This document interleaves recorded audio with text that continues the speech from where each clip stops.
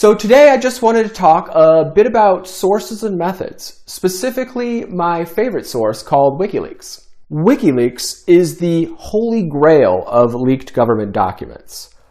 Over the past decade, they have posted millions of documents exposing crazy corruption by governments all around the world. They always bring the wood and they always verify their sources. They literally have an unblemished record when it comes to authenticity, meaning they do such an airtight job of verifying that they have never published a fake document.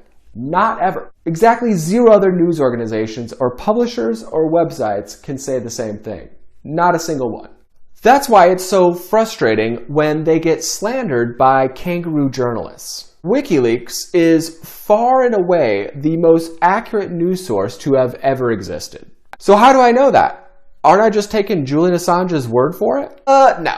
I never take anyone's word for anything. I verify using cyber forensic techniques. In the case of the Hillary Clinton emails, the John Podesta emails, and the DNC emails, I did what's called a message header analysis with Microsoft Outlook, one of the most popular business email programs. When a certain unnamed IT guy leaked the Democrats' data back before the election, he did so by generating a backup of their Outlook app called a .ost file. If you've ever used Outlook before and made a backup, you probably know that those .ost archives don't just contain emails. They also contain contacts, files, attachments, calendars, and in some cases, notes sections where silly boomers love to write all their passwords. If you take one of those .ost files and load it into Outlook, you could use the message header analysis feature that comes pre-built in. A message header is essentially a digital manifest that is attached to every one of your emails when you send it, detailing your email's origin, its destination, and the steps it took to get there in between. It also, if you're a federal government official, contains sophisticated cryptographic signatures that are used to verify its authenticity by the receiving party.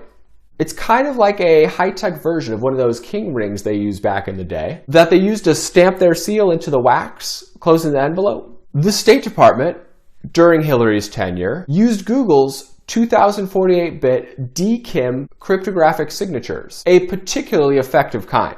So we are able to look at the individual message header of each individual email and verify indisputably the authenticity of each and every one of them.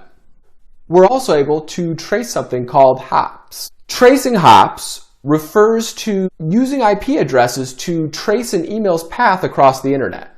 If you think about how the internet works, it's essentially just a giant web of computers all wired together. So if you send an email from your house, for example, it goes from your device to your router, across your ISP's servers to a backbone data center, then across another ISP's servers, and back down the line to its final destination. Each time a message moves across another device is called a hop. So by tracing the IP addresses of each hop, we can map out every step in an email's journey across the internet. Meaning that in addition to us being able to prove that each of those emails contains a State Department 2048-bit DKIM cryptographic signature, we can also cross-reference the send locations against their travel calendars and prove that each email was sent from the location that they happened to be in at the time. The clips I used are from some random YouTube channels that I will link to below in case you'd like to see how this works in your own emails. Using methods like this one, we can say that everything in WikiLeaks is 100% indisputably authentic.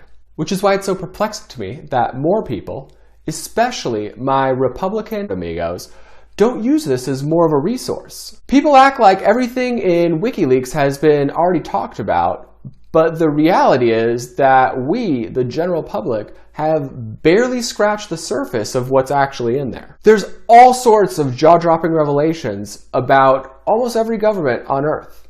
I encourage you to take a look for yourself. We'll be going through best practices for efficiently browsing through WikiLeaks in another video. In the meantime, I posted a link to my archive of curated WikiLeaks below, just so you guys can get a feel for the gravity of the material. It will really help you understand why the royal death racket is working so hard to take out Julian Assange and why we need to break him out ASAP.